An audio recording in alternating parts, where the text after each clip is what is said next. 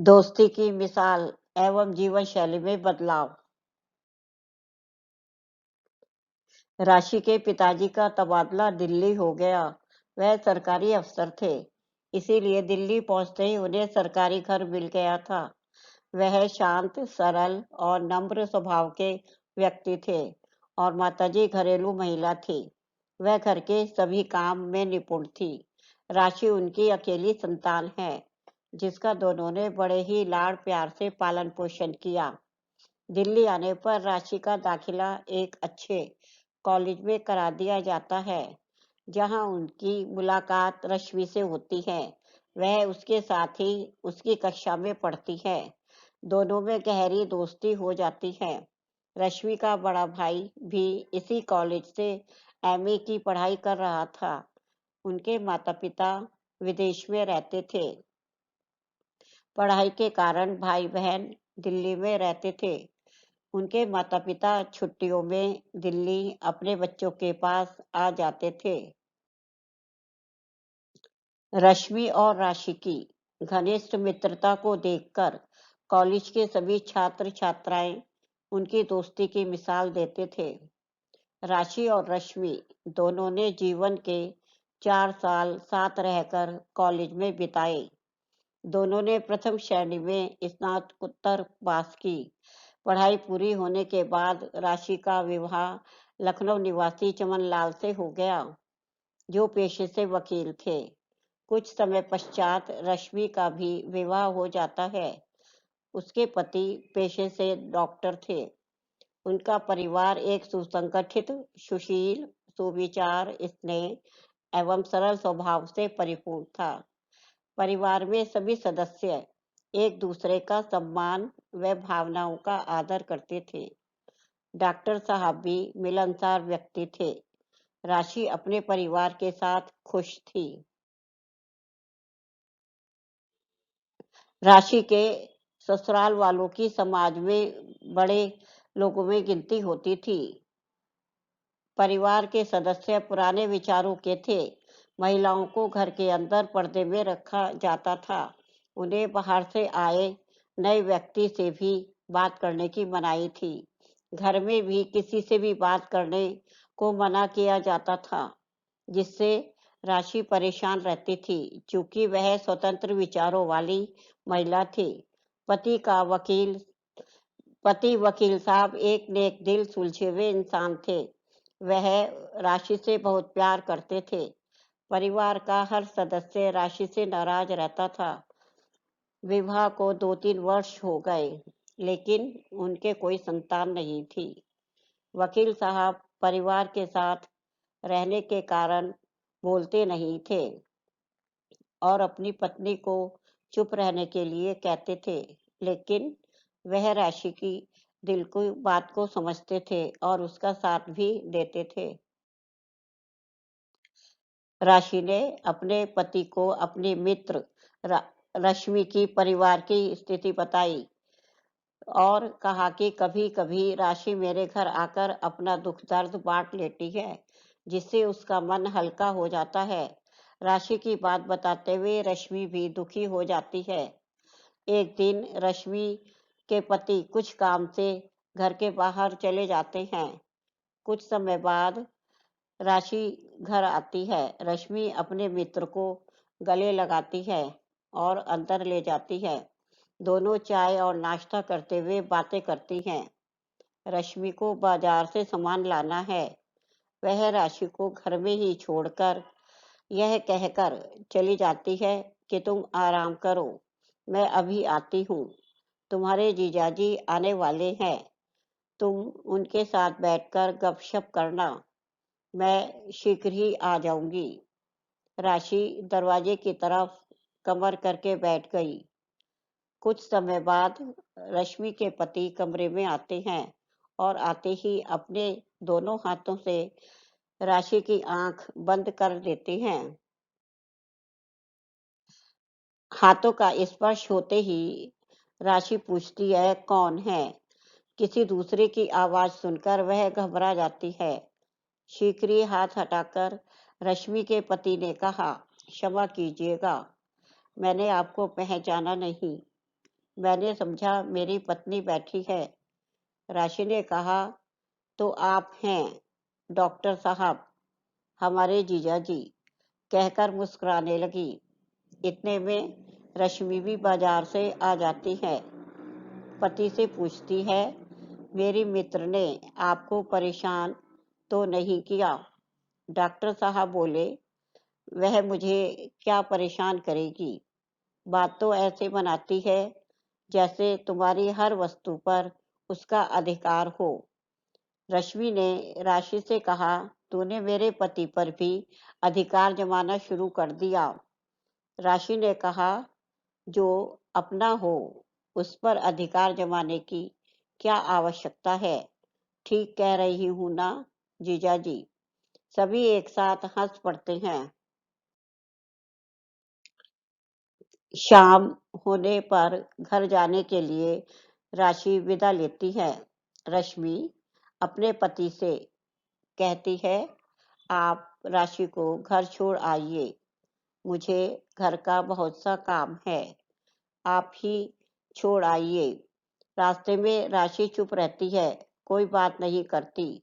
घर आने पर गाड़ी से उतरकर अपनी कोठी में चली जाती है। घर के अंदर चलने को भी नहीं कहती। डॉक्टर साहब को राशि का यह व्यवहार अच्छा नहीं लगा। घर लौटते वक्त राशि के व्यवहार के बारे में सोचते रहे और पहुंचने पर राशि से कहा रश्मि से कहा, तुम्हारे मित्र ने एक बार भी मुझे घर के अंदर चलने के लिए नहीं कहा। रश्मि ने कहा, मैंने आपको बताया तो था कि मेरे मित्र के परिवार वाले पुराने रीति रिवाज और रूढ़िवादी विचारों के हैं। वह किसी से भी बात करना पसंद नहीं करते। क्या आप उनके पति वकील साहब से बात नहीं कर सकते? मैं क्या बात करूंगा, मेरी कभी उनसे मुलाकात भी नहीं हुई, न ही मैं उनको जानता हूँ और न उनका परिचय है। डॉक्टर साहब ने कहा। रश्मि बोली, ठीक है, अच्छा, हम एक काम करते हैं, एक छोटी सी पार्टी घर पर ही करते हैं, उसमें अपने कुछ खास मित्रों को बुलाते हैं, साथ में राशि के पति वकील साहब को भी बुलाते हैं, यदि आप उचित समझें, जिससे उनसे मिल भी लेंगे और परिचय भी हो जाएगा। यह ठीक रहेगा। फिर आप उन्हें समझाना, किंतु ध्यान रखना कि दूसरे की भलाई करते हुए हम पर कोई आंच न आने पाए। 21 दिसंबर को पार्टी रखी जाती है, जिसमें कुछ मान्य व्यक्तियों व पड़ोसियों को बुलाया जाता है। राशि और वकील साहब भी आते हैं। पार्टी में खूब नाच गाना, मजाक, नोक-झोंक, चुटकुले, गेम आदि खेले जाते हैं। सभी मनोरंजन करते हैं और पार्टी का आनंद लेते हैं। राशि और वकील साहब भी काफी खुश दिखाई दे रहे थे। पार्टी समाप्त हो जाने पर सब विदा लेकर अपने अपने घर चले जाते हैं। रश्मि और डॉक्टर साहब राशि और वकील साहब को रोक लेते हैं ताकि उनसे बातचीत की जा सके। वकील साहब डॉक्टर साहब से पूछते हैं कि पार्टी में आए हुए लोग घर पर अपने परिवार वालों के साथ ऐसा ही व्यवहार करते हैं? हंसना बोलना, हर तरह का मजाक करना, पार्टी में सभी लोगों का एक दूसरे के प्रति अपनापन, प्रेम, आदर और सम्मान दिखाई दे रहा था। कितना स्वतंत्र पूर्ण वातावरण था। डॉक्टर साहब ने कहा, मिलजुल कर हंसी खुशी के कुछ पल बिताने से परिवार में खुशहाली आती है। प्रत्येक व्यक्ति के जीवन में कोई न कोई समस्या, परेशानी, कठिनाइयाँ एवं मुसीबतें आती रहती हैं। अगर हम सभी एक साथ मिलकर परिवार के साथ कुछ पल हंसी खुशी के वातावरण में व्यतीत करें तो परिवार में खुशहाली आती है, वातावरण आनंदमय हो जाता है। समय परिवर्तनशील है, जीवन संघर्षों से भरा है। अगर हम थोड़ा-सा समय निकालकर अपने परिवार के साथ उन्मुक्त भाव से प्रेम, स्नेह, हँसी-मज़ाक के पल बिताते हैं, तो परिवार का वातावरण सुखमय, आनंदमय हो जाता है। हमें रूढ़िवादी रीति-रिवाजों को भूलकर अपने परिवार की खुशियों के लिए आगे बढ़ना चाहिए। परिवार के सदस्यों का दुख, दर्द बाँटना चाहिए। साथ ही उनकी भावनाओं, इच्छाओं, खुशियों, ज़रूरतों आदि का ध्यान रखना चाहिए, जिससे परिवार में एकता की भावना एवं प्रेम की भावना का संचार होता है। परिवार के साथ रहकर प्रत्येक सदस्य में धैर्य, सहनशीलता का होना आवश्यक है। प्रत्येक का मान, सम्मान, दुख, दर्द आदि बातों का भी ध्यान रखना चाहिए। वकील साहब ने घर पहुंचकर हिम्मत के साथ बड़ी नम्रता से अपने परिवार के बड़े सदस्यों से बात की और समझाया। परिवार में एकता, सम्मान, सुविचार, धैर्य, विनम्रता आदि को अपनाकर हम अपने परिवार के सदस्यों के साथ मिलजुल कर बात करें। जीवन आनंद एवं खुशियों से भर जाएगा। वकील साहब के परिवार के बड़े सदस्यों ने उनकी बात को स्वीकार किया। पर्दा न करने की आज्ञा दे दी गई। सभी सदस्यों को अपने विचार प्रकट करने, बोलने, अपने तरीकों से रहने, अपने कर्तव्य का पालन करते हुए और मर्यादा में रहते हुए जीवन को स्वतंत्र रूप से जीने की आज्ञा मिल जाती है। परिवार के सभी सदस्य प्रसन्न होते हैं। राशि की मित्र के पति डॉक्टर साहब का वकील साहब के द्वारा आभार प्रकट किया जाता है। आपकी संगति के कारण ही हमारे परिवार के विचारों में यह परिवर्तन आया। हमारे घर में खुशियों ने दस्तक दी। वकील साहब कहते हैं, ऐसा लगता है जैसे एक नए जीवन के साथ एक नया सवेरे का उदय हुआ है।